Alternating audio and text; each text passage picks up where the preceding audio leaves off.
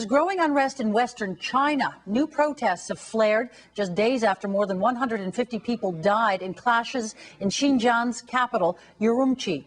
Groups of Han Chinese armed themselves and faced off against police, prompting regional officials to impose a curfew.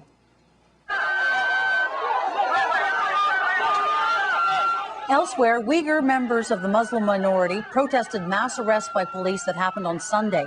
Thousands were injured in weekend brawls. The unrest was apparently triggered by a fight several weeks earlier at a toy factory in a neighboring province. It ignited a wave of ethnic tension and has so far defied government efforts to stem the violence. More than 2 million people live in Urumqi in China's western desert region. For more on this, we're going to check in with freelance reporter Henry Morton. He has the latest details from Beijing.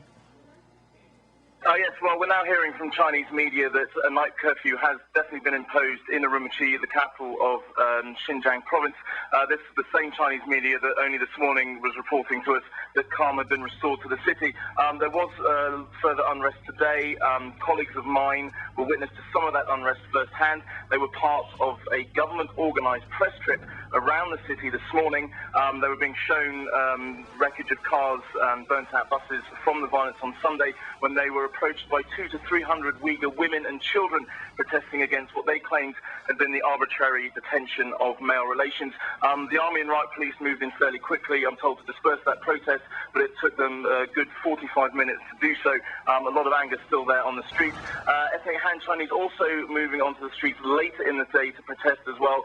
They were also met by riot police firing tear gas, and there have been reports of further unrest across the province, prompting this curfew, and also a rather major embarrassment for the Chinese government. Now, Henry, I understand that you've had a chance to speak to some people in the area. What are communications like right now? Yes, it's actually very difficult to get hold of anyone in the city at the moment. The government doing its best to limit those communications. Internet access now, I'm told, is extremely patchy across the province, and mobile phone communications also being hit. Friends of mine in the region finding it almost impossible to make outgoing calls. People also struggling to call in to Xinjiang. The government doing its best really to limit the flow of information as it tries to hinder those who may be planning more coordinated action in the coming days. That's freelance reporter Henry Morton in Beijing.